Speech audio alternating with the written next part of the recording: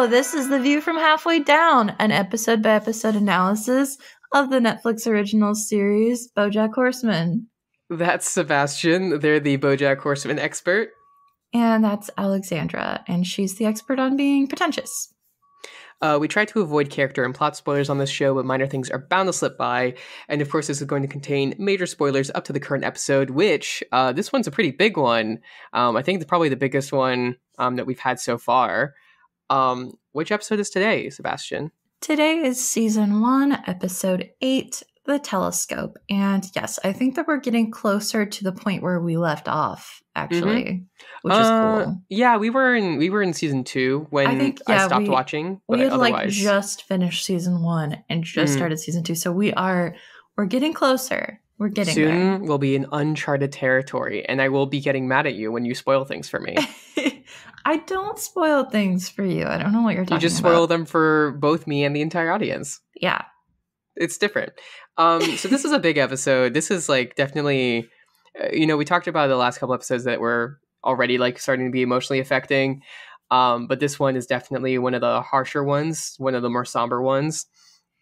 For those who have watched the show, I hope everyone's watched this episode that's listening. But this is the episode where Bojack goes to see Herb. And has that sort of confrontation over there. And I'm really excited to talk about it because it's heavy. Yeah, it was great. I like that Bojack has just defaulted to using Diane as a buffer now. Yeah, explicitly saying at the beginning, you're my buffer, don't abandon me. No bathroom breaks. Bathroom breaks. No bathroom breaks. I mean, that's fair to say, considering as soon as they get there and they have an awkward moment, she's like, I need to go to use the restroom. And he's like, nope.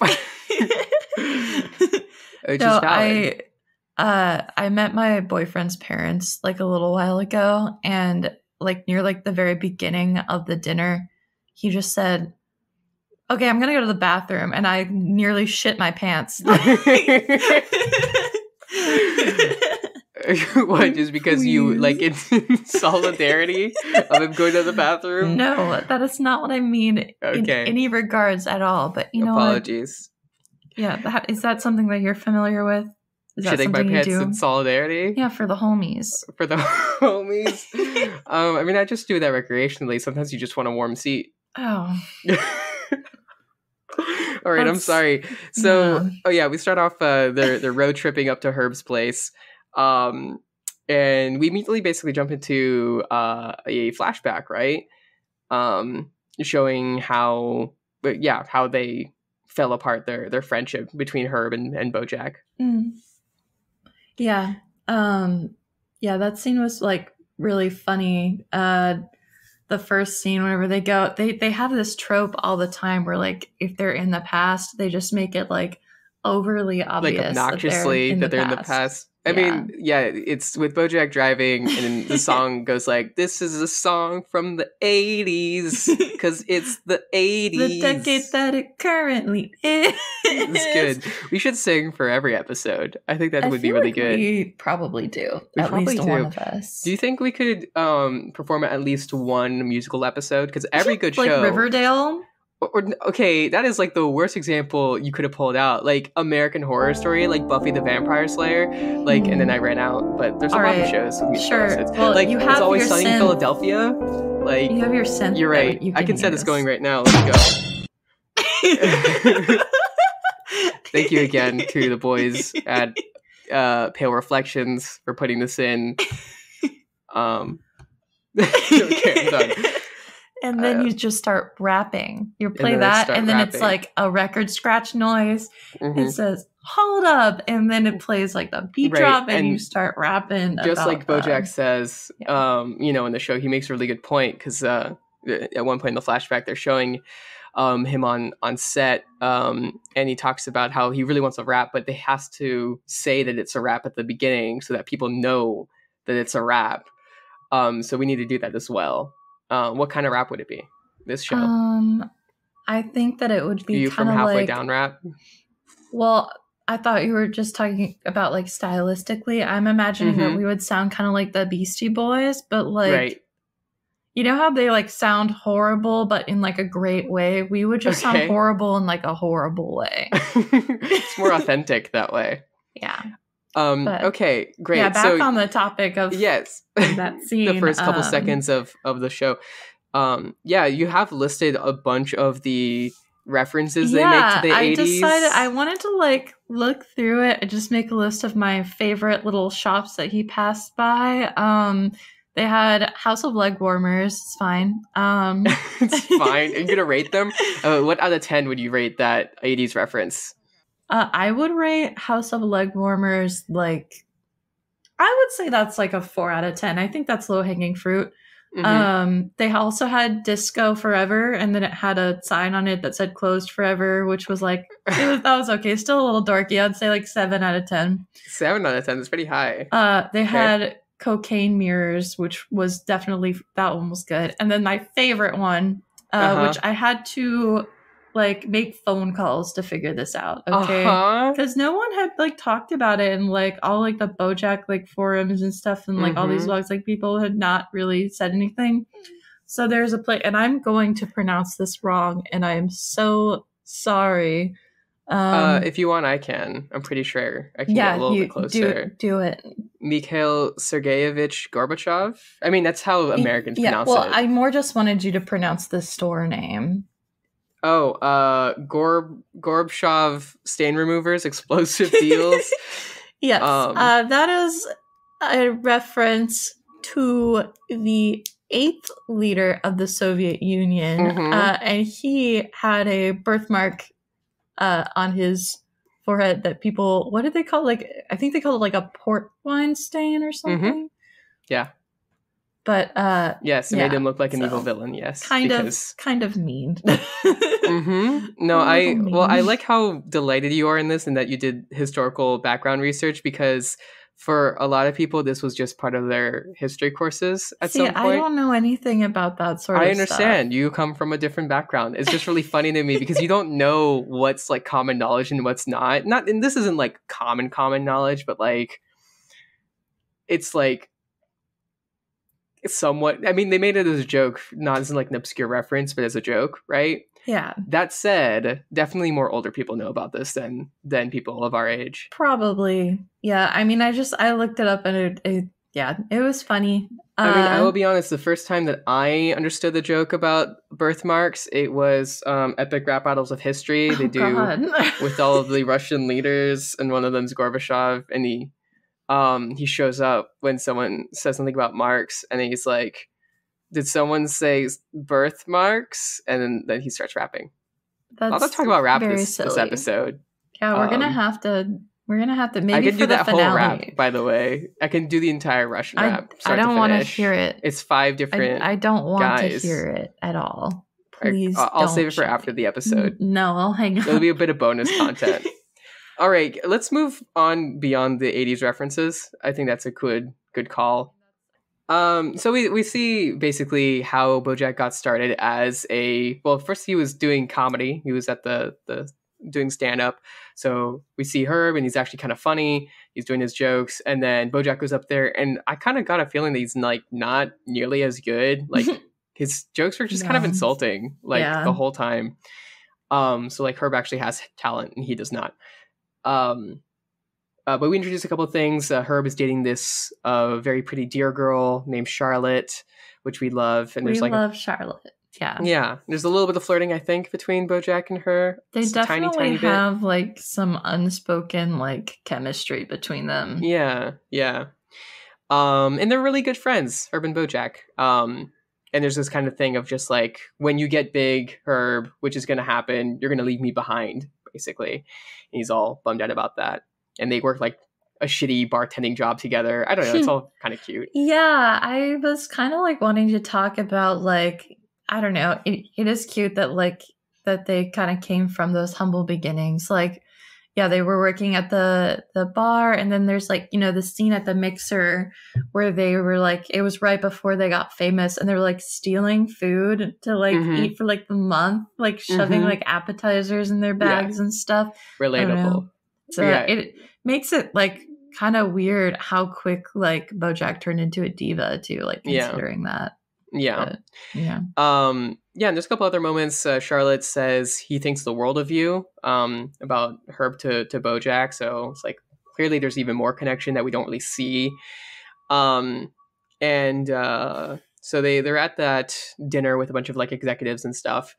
Herb goes off to talk to an executive, and then Charlotte and Bojack have a moment together, where Charlotte talks about how Hollywood is built on black tar. And her point with that is that by the time that you realize you're sinking, it's too late, right? And I think it says a lot kind of about like, yeah, how he kind of becomes an asshole later on and stuff like that. I definitely maybe it's just because of like reading all like the discussion stuff and thinking about it with Princess Carolyn, but I felt like that reminded me of Princess Carolyn, and like, because my theory about her whole being an agent thing is like part of it, I think, is that she moved to LA and she just got so swept up in it that before she realized she was sinking, it was already too late, Yeah. And I think she was right about that, and it's probably something that we can like observe throughout a lot of the show, so we can keep it in mind. Yeah. And they have that connection, and it's really called out explicitly, where basically, Charlotte says, if I wasn't dating her, would you ever have asked me out? And Bojack kind of doesn't answer, and she goes, no, I don't think so, because you're a coward. And it's just like, it's interesting because it's not like meant as an insult really, but it's meant as like a wake-up call, I think. It's like, you are a coward and you did miss out on something. Well, okay, you would have missed out on something really nice anyway, because I'm moving away now anyway. And I think she just wants to make sure that like whenever, because she knows, again, she said before, like she knows that they're going to be famous, and she probably doesn't want him to like miss out on like jumping on those opportunities and kind of sitting idly by. And I am curious if that did kind of push him to be a little more, I guess, assertive in those situations. I don't know.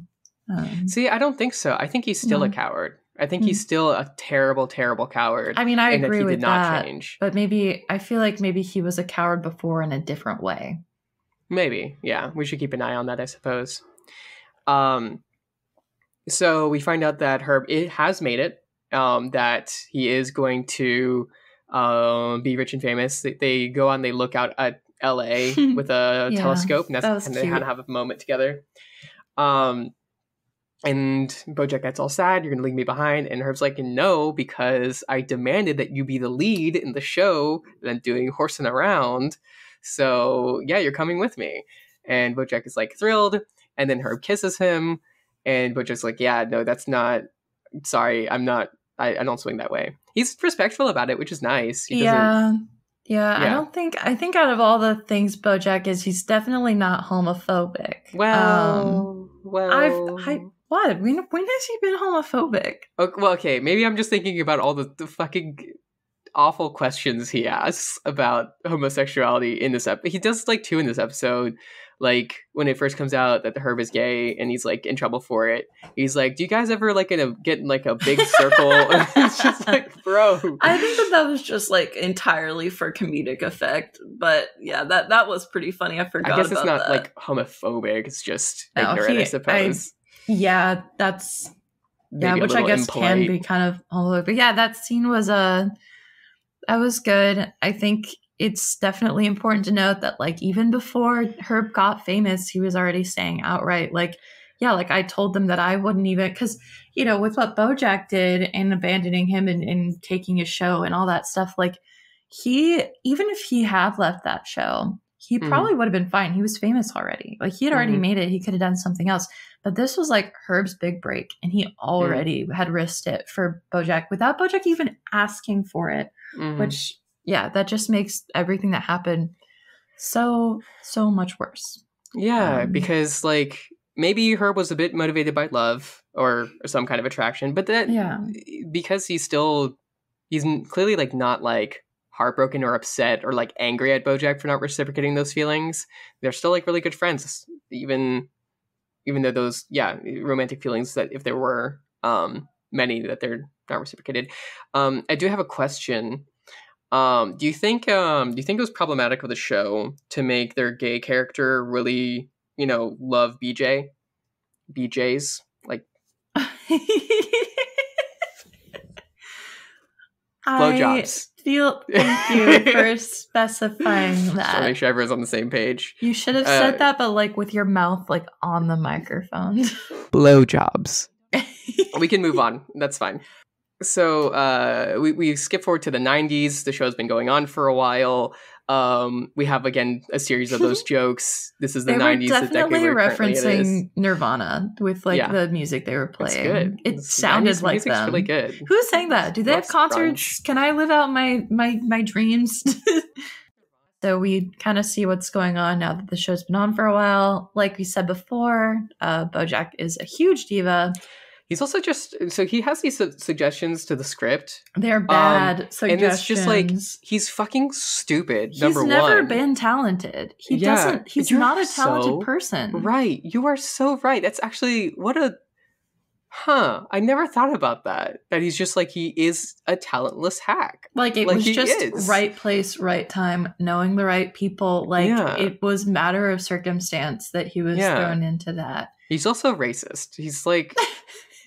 all of his jokes are racist. He's like 60, so it's not that crazy. Not at the time. He was like 30 at the time, or maybe 40. Oh, like max. We're talking about like in the 90s? Yeah. All his jokes, like 2 of them that he suggests are just like, no, dude, that's racist. Like, no.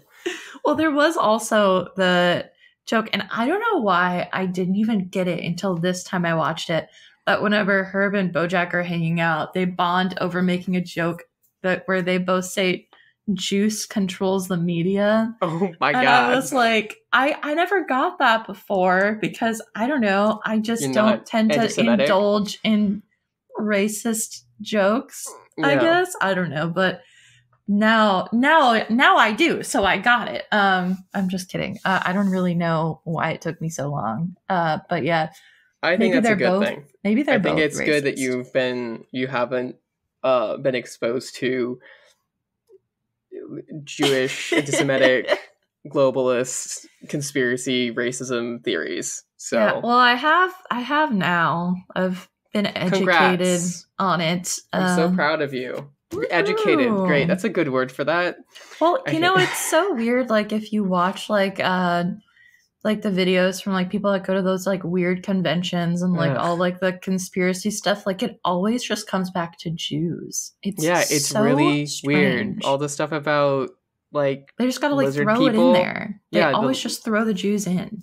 Yeah, it's just it is very strange. Like why is that always the fascination of every racist conspiracy theory? Or really every conspiracy weird. Theory. Like and it also is like it's just like none of them refer to Jewish people as the Jewish people. They always refer them to the Jews, which it's like, they know that's not right. Yeah. No, like literally a lot of TERF like conspiracy theories about transgenderism. It actually, they do eventually tie it back to anti-Semitic so Jewish conspiracies. Crazy. Yeah. Gosh, if anybody knows why this is happening, I would like to know. You don't have You're to talk about it publicly. You're going to get emails from white supremacists saying, "Oh, it's because it's all true." Well, I don't think the white supremacists listen to our show, especially not till episode 8. But feel free to prove us wrong in the Reddit. If it's you, I'd love to hear from you. And it's not that you're going to get a really insulting email back or something. Anyway, okay, let's move on. Yeah. So, no, you're totally right that Bojack he lacks any real talent. Yeah. And Herb is still being very supportive, is still helping him succeed. Even though he's being a dick. Yeah, he's not really, he's like not being a pushover, but he's still just like trying to make it work, Yeah. Also, Bojack, at this point, he very pointedly did not drink before his sets at the beginning of his career, but now he is smoking cigarettes and drinking, and now his line when he enters the set is, "Wait a minute, this isn't the bar," which is like... It's funny now. Yeah, it's interesting because I didn't expect that to be his character on the show. I mean, on Horsing Around to be like a drunkard. And so how much of that is like the character that Bojack is? Does he play himself? Does he play Bojack Horseman on Horsing Around? Whenever he comes out on stage, he's not like initially starting to record the scene. It's like formed. No, I know. It's in like the live studio, and so I think that he comes out as Bojack, right? Talks about the show, and then he's like doing the show. Yeah, that's what I'm wondering. Is that character choice of saying, because he is performing some version of himself when he goes on stage? Is that the alcoholism joke?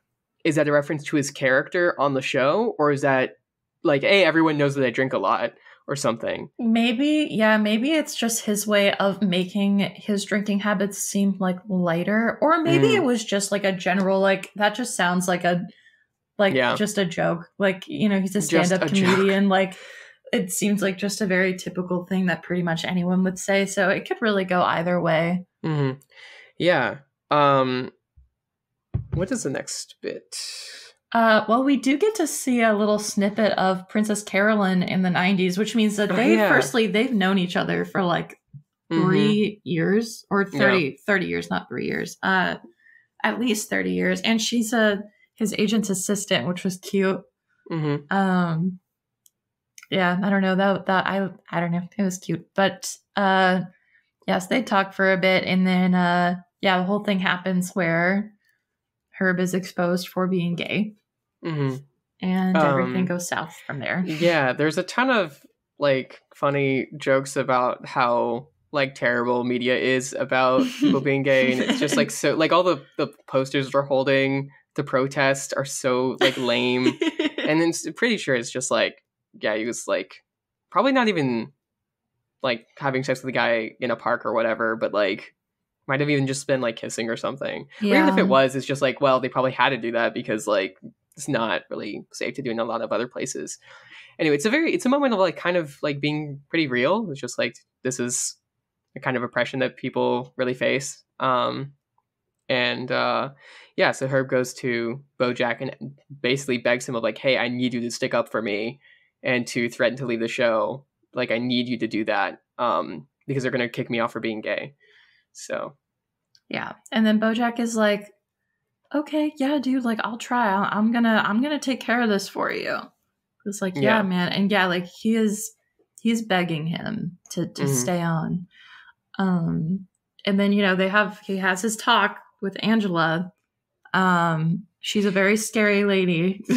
Yeah. So he does get called aside to see that executive, and she is very good at her job. I just want to say that, like, I don't think I would have been able to stand up to her. Like, and I'm trans, so I feel like I would have extra incentive, right?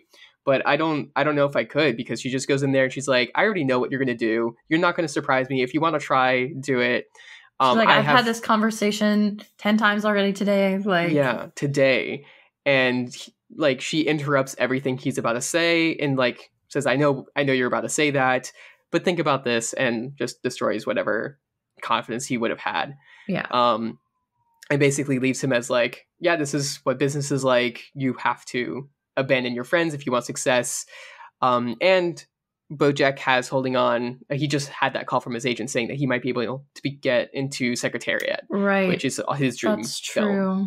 And basically, she like threatens that and says that will never happen if you stand up for your friend. Now, my question is, because you know how people, like business people and Hollywood agents, like that, this is a theme, you know, we know how uppity they have to be and how a lot of the stuff they say can be bullshit. Do you feel like that was more just like a way to manipulate him and intimidate him into doing what she wanted? Or do you think that all that was true?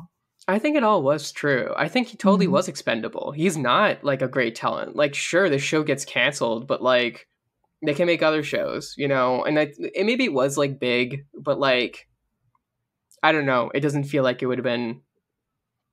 He wouldn't have been able to save Herb's career, I don't think. He just would have been able to make a show out of leaving over it. And yeah, she totally could sink him. Easy. So. Well, I will say I don't think this is a big spoiler, but if you want to like fast forward or whatever, I know that you'll forget by the time it happens, but she is a returning character. Okay.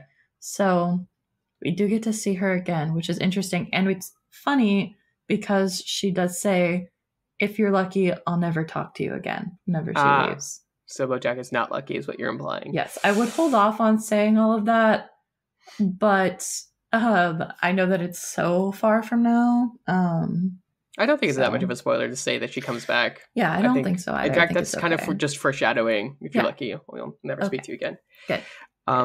But okay, so that is the backstory. He ends up not supporting Herb. He tells Diane this basically, and she's like, "Yeah, that was pretty shitty." And then they get to his house. Is there anything else before then?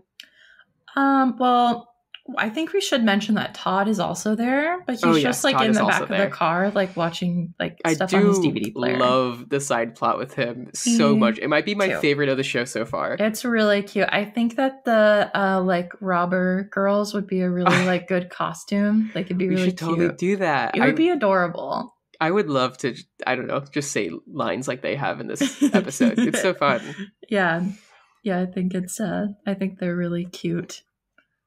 But okay, yeah, they get into to Herb's house. It's this big old mansion. He's been doing fine, actually. They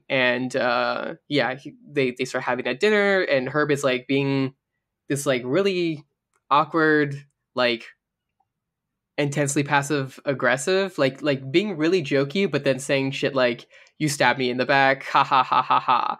Like, I don't know. It's like really harsh, and really biting, I suppose. Oh yeah, there's like very clearly a lot of like, there's definitely something like bubbling in him, but I think that he just wants to like, he's not going to bring it up. Like, I don't think he was planning on having a serious discussion about it. He just wanted like to finally have the chance to like, I guess, be seen and have his like anger be seen by Bojack because he had hidden from it for so long. Yeah, I do really like the moment where Bojack tries to joke back because it seems like he's being invited to, and he makes a joke about he's like, "You don't look so good yourself," and then Herb's like, "I have cancer." Yeah, that was pretty funny. A moment of silence. There's not even like a break of like another character kind of like, it's just like the show itself says, this isn't funny. Why were you gonna laugh at that, viewer? It's a great painful moment. Yeah, I think Herb is such a great character too. Yeah, he's like great. And I think it's cool, like it's important to note that like Bojack has done this sitcom and that's it. Herb got like taken off the sitcom and he's done so much with his life. I mean, I think that Bojack was expecting him to live in like poverty or something, but he has a beautiful house. He's a philanthropist. I think like I don't remember everything that he's done. I know that he's just involved with a lot of charity work and he's still making things and like he did not need Bojack is something important. And Bojack needed him, you know? Yeah, like he lists off his awards, and then Bojack is like, "Well, I hosted the Teen Choice Awards, so man." Do you think that he got slimed? I hope he did. But I feel like he would also be the kind of guy that says, "No, don't slime me. You're not allowed to." I think that he'd be mad if he didn't get slimed. Like, I think he'd be mad either way. But yeah, like. I don't know. It's a gamble. He would really want to be slimed, or he would want to be. He wouldn't want to be slimed, and then he'd see like Miranda Cosgrove get slimed, and like I don't know, like more increasingly like obscure actors getting slimed, but then like he never would, and then he'd start to get mad about it, and then just like ask for it, and they just like wouldn't do it. I can see it in my head. I could see it too. Yeah. I'm imagining a Bojack like art style version of Miranda Cosgrove right now. I don't know what to make of that. I do want to say one thing I forgot to mention is after he tells the story to Diane on the drive up, he says they never made the movie. They never made Secretariat, which is kind of the reason that he didn't help out Herb. So it's like the whole thing was kind of for nothing. Yeah. So yeah. It all just went badly. Like that could have been I could have, yeah. I feel like that was a huge turning point in his life where things could have gone like either direction, you know? Mhm. Like, and I also feel like his whole talk with Angela, I think that was her name, right? I think it was. The scary lady.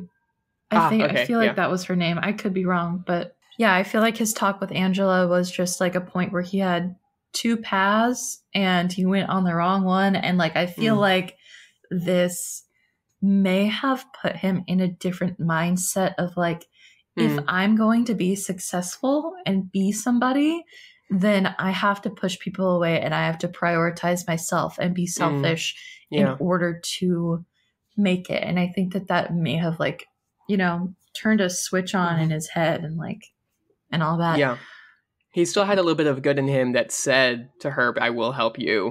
But now I don't know if I can picture it. I can picture him saying it with literally zero conviction behind it at all. Yeah. But it felt like he did have some conviction when he walked in. Definitely. It just got demolished because Angela's really good at her job. Yeah. Yeah.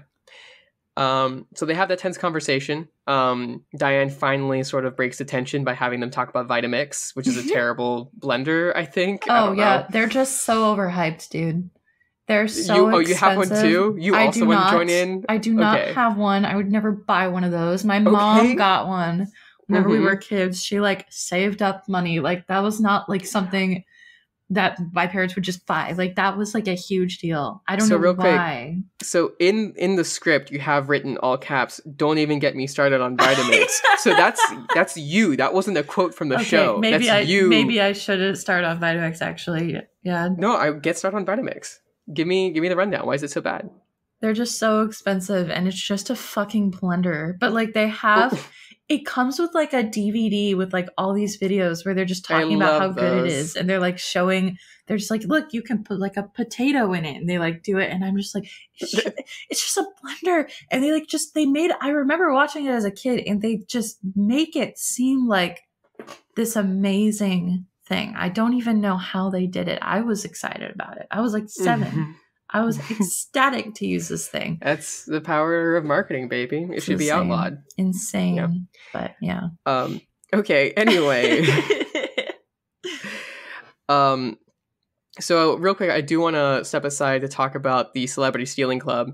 So during this, Todd has been trying to back out of the driveway and do a 3-point turn, and he's terrible at it. And he just has been inching very, very slowly when suddenly these two girls wearing ski masks jump into his car and point a gun at his head and tell him to drive because they've just robbed Kim Kardashian's house, I think it was. They robbed the Kardashians or something like that, which is great. I think they're referencing like that movie, The Bling Ring.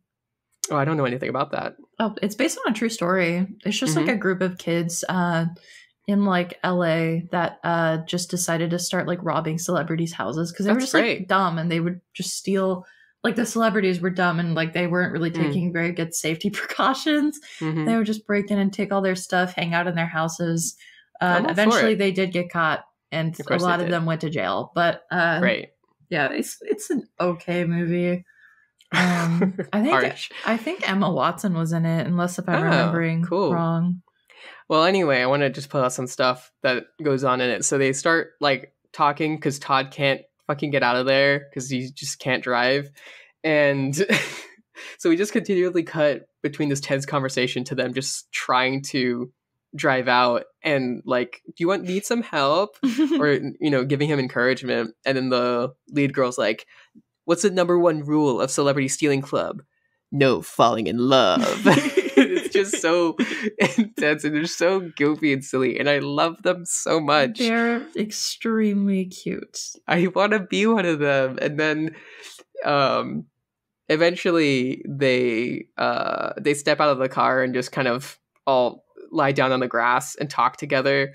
And we cut to them. And one of the girls is like, so, like, I've been running away from the cops, but I think in a different, truer sense, I'm kind of running away from myself.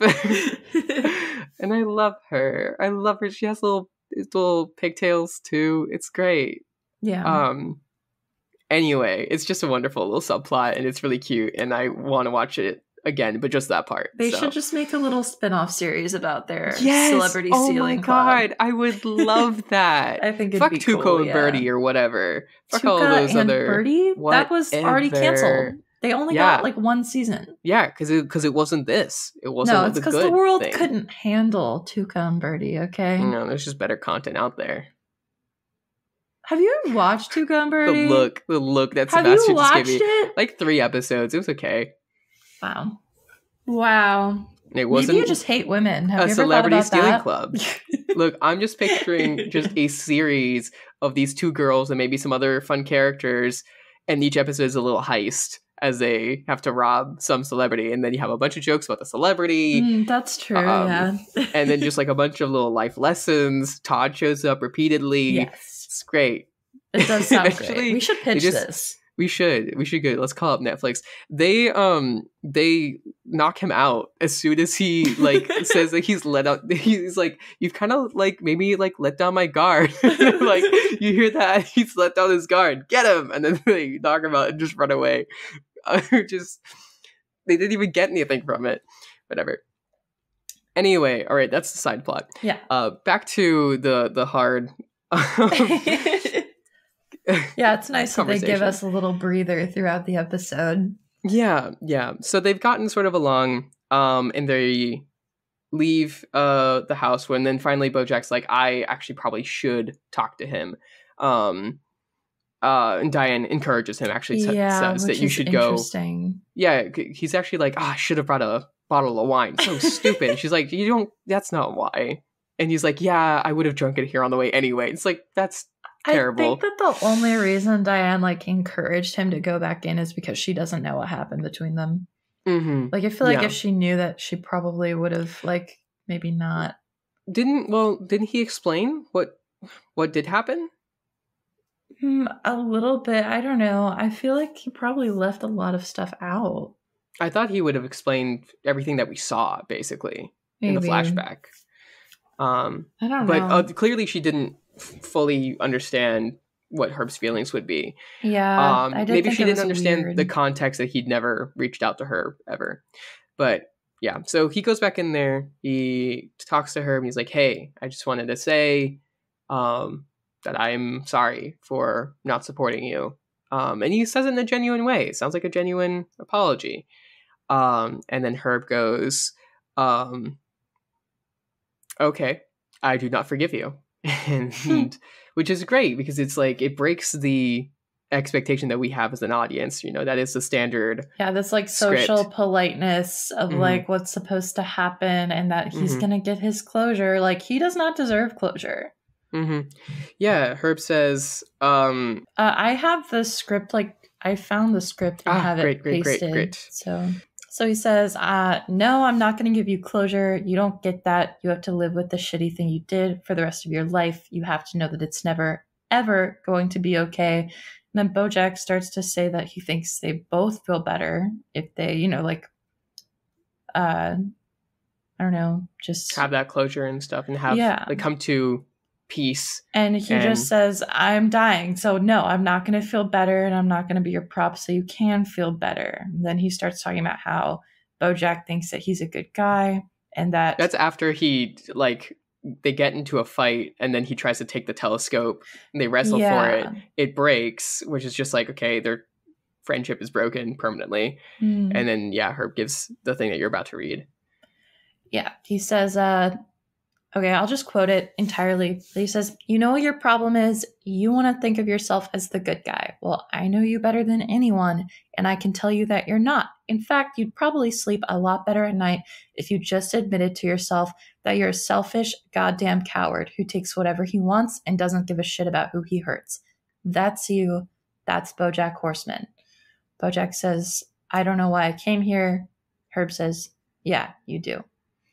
Yeah, it's really clear that line from Bojack, I don't know why I came here, is just like, he's just grasping for a comeback. Like, of course he knows why he came here. He came here for the closure. That's why he walked back in. Yeah. Because he couldn't just like get over his own guilt.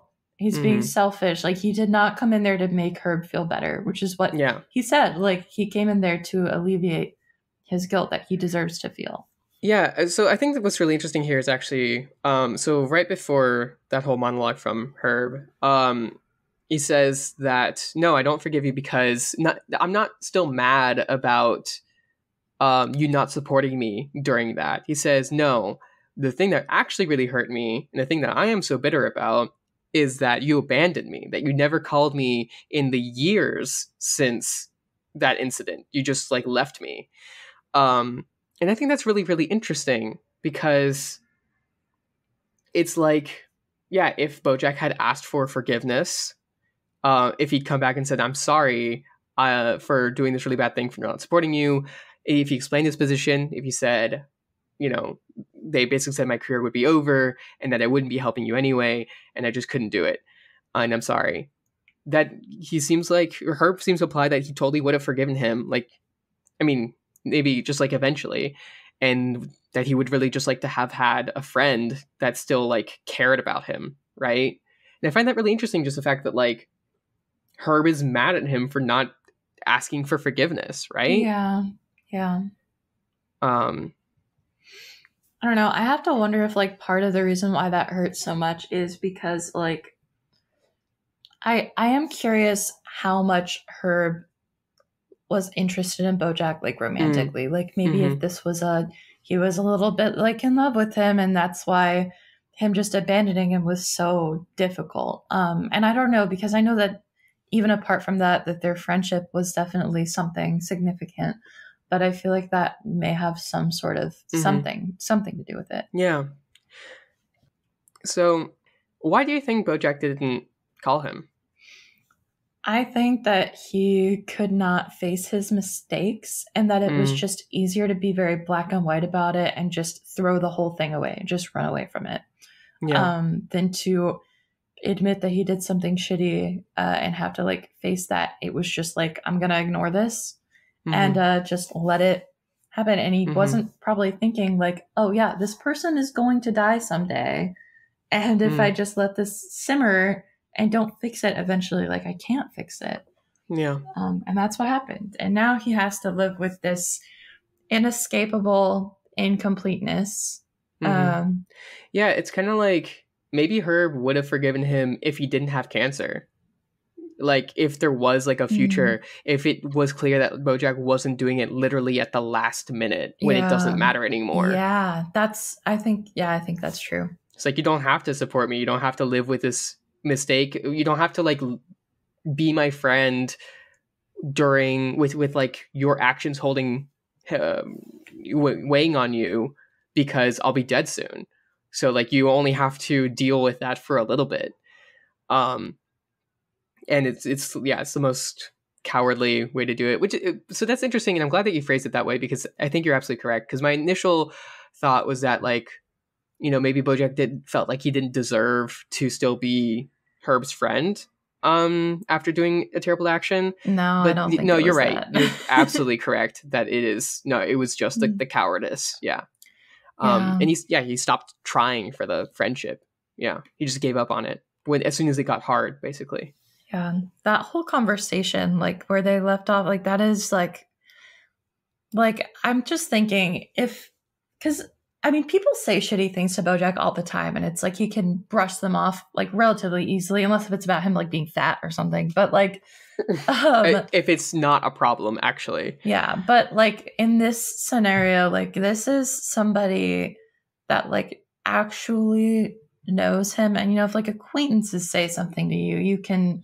It's not going to hurt as badly, but like somebody who genuinely does know who you are and tells you, I know you and you are a bad person, that is like horrible. Like that is, I cannot even bear the thought of like that happening to me. Like it's just awful. He does deserve it, but it is unfortunate either way. Yeah, I mean, he's totally right. That if Bojack did stop trying to frame himself as a good person and was happy to be a bad one, to be a selfish person, then yeah, he would be happier. But I think that's also true of everyone. Like if we all could just be happy with being bad people, we probably would be happier. Like, but instead, people are still bad people, but they feel bad about it. Well, I mean, I think that's better. I certainly wouldn't want people to revel in selfishness. It would be better if people can just recognize their bad behavior and just change it. Yeah. Which is more complicated than that, but a little bit. Kind of like a whole show's worth of complications to that, isn't there? Yeah. Yes. But yeah, so he's kicked out of there. They get back in the car. They drive away. They leave Todd knocked out on the grass. And it's just him and Diane. And that's when we finally get back up to the end of the last episode where Princess Carolyn calls and like asks how it went. And he's like, I gotta go. And it's dramatic or whatever. And he has to get out of the car because it's too much. He pulls over, gets out of the car. And has a talk with Diane. He's like panicking. He like breathes heavy for a second and he's like, yeah, you can like, it's weird how much they can express emotion through like such like little, like the characters are not very like detailed, you know, but they do a really good job of making him look like he's about to poop himself because he's so scared. That is not exactly how I would describe it, but I think you're carrying across the meaning. Yeah. So Diane asks him if she says, I won't put this in the book if you don't want me to. And he's like, no, the full truth, right? And I think that's interesting because it's like definitely for a lot of things that are much smaller, he did not want things to be in the book. Yeah. But for this is a heavy thing and it reflects upon him really badly. He clearly like it did actually get to him enough for him to be like, shit, like actually, I think I am a bad person. What am I supposed to do with this, like, knowledge that I have? Like, what do I do with that? Yeah. He says, I don't care what anybody thinks. And Diane says, I think you were brave. And I think that's really, really interesting because it's like, he does care what everybody thinks. And that's why he says that he doesn't, is because, like, he doesn't think that anyone actually does like him. And so now he has this, you know, young, intelligent, pretty woman say, I think you were brave. And it kind of means the world to him. But the thing is I feel like upon more thinking about it and stuff, I feel like maybe Diane has been supportive of all of this because of just things that we've touched on before where, like, she doesn't know him well enough to, like, not give him the benefit of the doubt. Yeah. And she might be seeing this as he's trying to do something nice for both of them. And she doesn't know him well enough to know, like, no, he's definitely just doing this for himself. Yeah. And that line, I think you were brave, I think you're absolutely correct. It's just like, that's saying that it's actually completely the opposite. Like, this all happened because Bojack is actually a coward and he only came at the last minute. Like, there was a little bit of bravery there. He was facing something that he feared, but like, but his only incentive was just like self-preservation. Yeah. The weight of, if I don't do this, I'm going to feel fucking awful. This is my last chance to feel okay about this. Like, would be way, way bigger than the fear of what would happen when he went there. Yeah. And he didn't care that much about Herb feeling that way. That did not push him to do it. So. Yeah. And after that, there's like a moment's pause, and then Bojack kisses Diane, and we were reminded at the beginning of the episode how she's now engaged to Mr. Peanut Butter. And she does not kiss him back, which is kind of surprising, actually. Yeah, she just like takes a step away and then gets back in the car. Yeah. She doesn't even say She just makes like a little weird noise, like, no, stop, like that sort of sound, and then pulls away. Yeah, just like immediately. Yeah, and Bojack doesn't... It's also interesting, he kind of freezes after that, too. He doesn't, like... It doesn't look upset that she hasn't kissed him back. I don't think that he cares about anything right now. I think he's feeling very hopeless. Yeah. Yeah. Interesting. I don't know entirely what to make of that moment. I mean, it makes a ton of sense. It's another one of those things where it's like the script in stories says that she should kiss back and provide him that solace and stuff, just like Herb should have forgiven him according to the Right. stories. But like, this is closer to real life, and that's not how it works. Like, she's engaged, and also like that doesn't, just because she's being kind to him does not mean that he's being invited to kiss her. Like, if it was the other way around, it would make a little bit more sense, but it's not, that's not happening. So yeah, I was definitely like surprised. I'm always surprised. Like, I mean, I remember it, but like, I don't know. I guess I just felt like she was more on the fence than she really was. Because she didn't give in for even like a second, you know? Yeah. It just really She was did just, not like, go surprised. how I expected. Yeah. And yeah, then he just turns away and then sighs, looking out to the sea, basically. Yeah. Yep, that's the end. Yeah. Yeah, he gets back in the car because they forgot Todd, didn't they? They forgot Todd. Also, Diane had to pee, so like pretty soon after that, they had to go to a gas station where she went and peed. It's interesting that they did not show us the incredibly awkward rest of the car ride that would have been. It's just like, yeah, they probably didn't say anything in that car. I'm pretty sure, I don't want to spoil too much, but like the next episode like starts off in the car. Oh, okay, good. Yeah. Okay. Yeah, it did feel like I had seen it, maybe. Okay. Yeah, so real quick, I do want to ask another question before we move on to listeners, submitted question stuff. What do you think it was like to kiss a horseman and not kiss back? What do you think that felt like? As just like two horsey lips just plant themselves wetly on your mouth. Stop, ew. They must be like so stiff, Like they're probably a lot thicker than human lips, right? Do you think it smells like horse?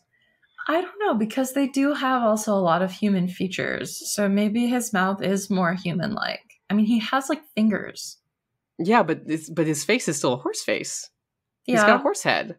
But it's the full... we don't know what his lips look like. I mean, she is used to kissing a dog, so it's true. He must use a lot of tongue. just licking, basically. That's cute. It's like a special thing about humans that we like have lips that can move around and stuff. Not humans specifically, but like apes and stuff, primates. Like that, they have like the stiff, long jaw. Most mammals. That makes sense why they're not kissing all the time then. Mm-hmm. Yeah. Yeah. Poor things. We should interview some furries to figure out the anatomy of this. I think that they would have a lot of insight. Okay, so what's your insight? Fuck off. Nothing wrong with being a furry, but I'm not one of them. That's all. Okay. At least I'm not involved in the community enough to claim. Too many tails to not be a furry. Okay, I can't include that in the podcast, Sebastian. Why not? Anyway, okay, let's get into the. I think that's all for the episode. Mm-hmm. Let's talk about some stuff that people talked about. Are we going to ask the discussion question first? Do we ask that first or after? I don't remember. I think we usually will do it beforehand. Okay. So the discussion question that I was thinking about is kind of, and we already kind of discussed this, but so, Herb says that he's not still mad about Bojack not supporting him, but he is mad and will never forgive Bojack for abandoning him and never calling him. Why do you think that Bojack never called? Was it bad cowardice, or was it a more complicated thing? But like, to reflect on us, like, how do we know when it is right for us to ask for forgiveness is my question. Like, I was projecting myself into that when I was like, I don't deserve to bother this person when they clearly probably hate me because of this terrible action or whatever. Right. Yeah, it's like hard to figure out where like the line is of like, if I care about them, I should just like let them remove me from their life, from their life, or should I try to like make things like, should I apologize? I don't have a good answer to that question myself.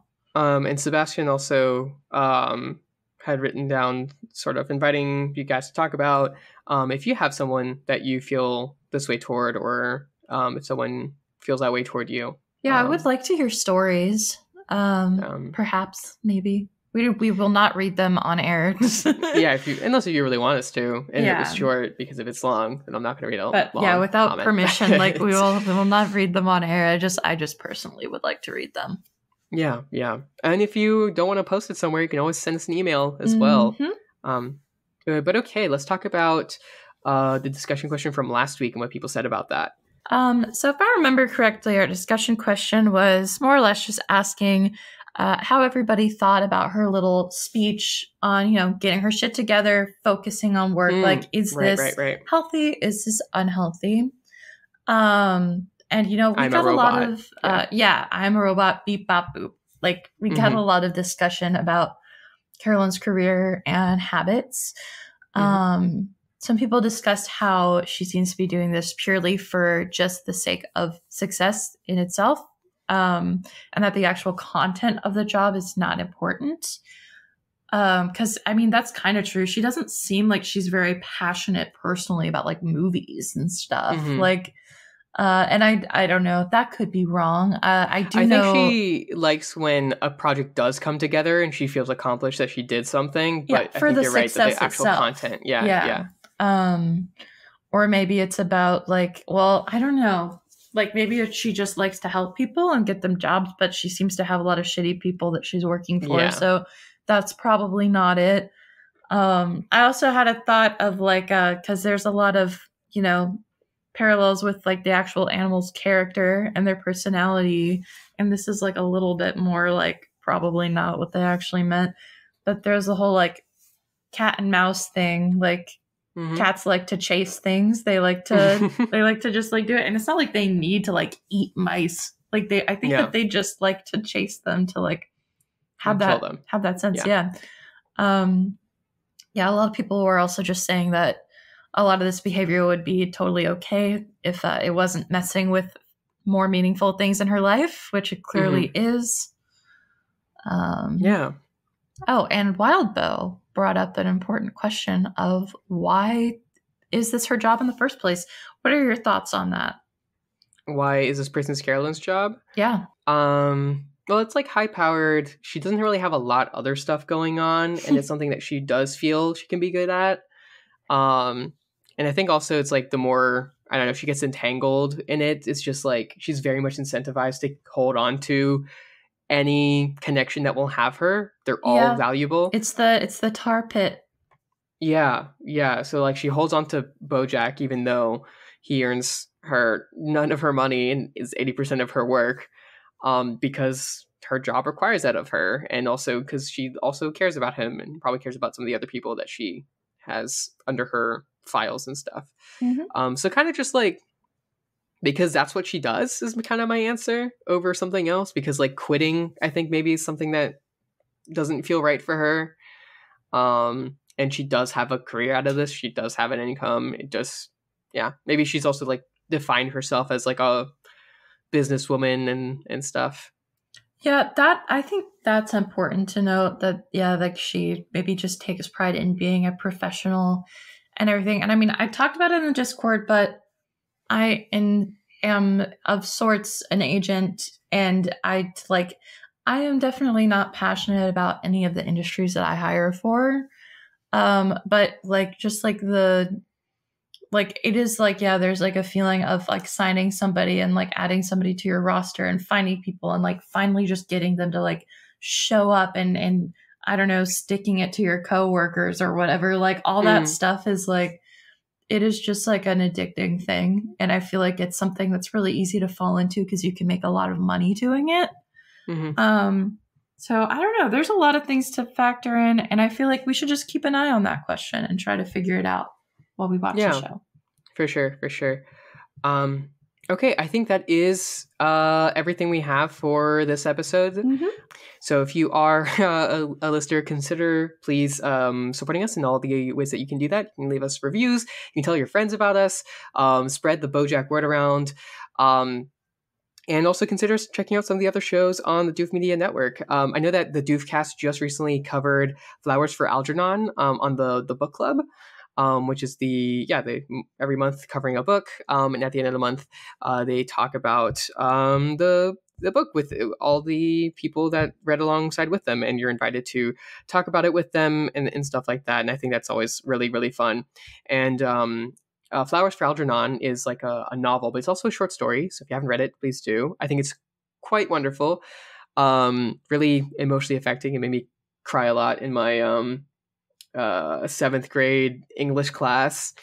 It's about a special needs man that like gets an operation to become super, super smart, but then also starts losing all that intelligence. And so it's just kind of like talk about ableism, but also just about like kind of like a horror of like losing that sense of self, and also the gulfs between people and between their intelligence and stuff. Anyway, it's quite good, and I really enjoyed the discussion that they had about it.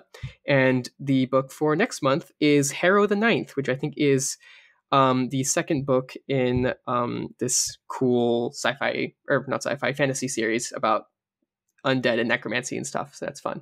You can also consider becoming a patron and donating at whatever level sounds good to you, and you get a bunch of different perks. And of course, you can join us on the Discord to talk to us about this show or any of the other shows on the Doof Media Network. You can also reach us via email at halfwaydowncast@gmail.com or Twitter at VHDcast. Yeah, if you're a white supremacist, please send us an email at halfwaydowncast@gmail.com. And if you do follow us on Twitter, that would be really, really great. And that's where you would find out about how last week we had to delay an episode because of a tornado. That was a disaster. Then, and then we just were very busy with scheduling and stuff and weren't able to make the episode happen last week. So that is why it's a week late, and that is okay. Even if we had because I got stranded. I wasn't even home. I was stranded in the city at like a bar. You could have done a phone call. It just would have like a lot of sounds of tornado around you. Well, that's what I was gonna say. Is like, even if I had managed to like come home, which is where the tornado was, but if I had managed to get back, it would have been so loud outside.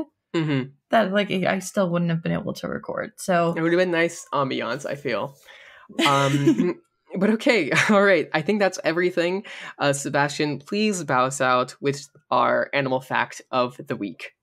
Today's animal fact of the week is that the average ringtail lemur can jump vertically up to 7 meters high. This is approximately the height of that 2-story American household.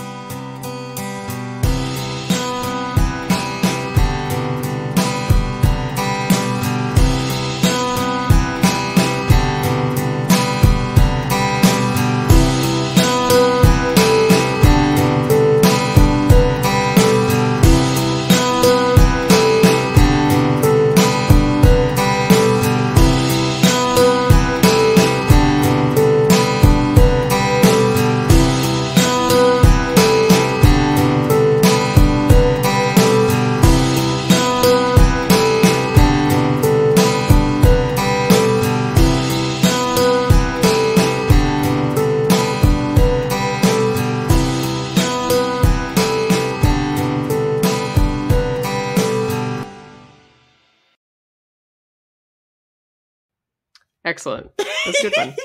I think so too.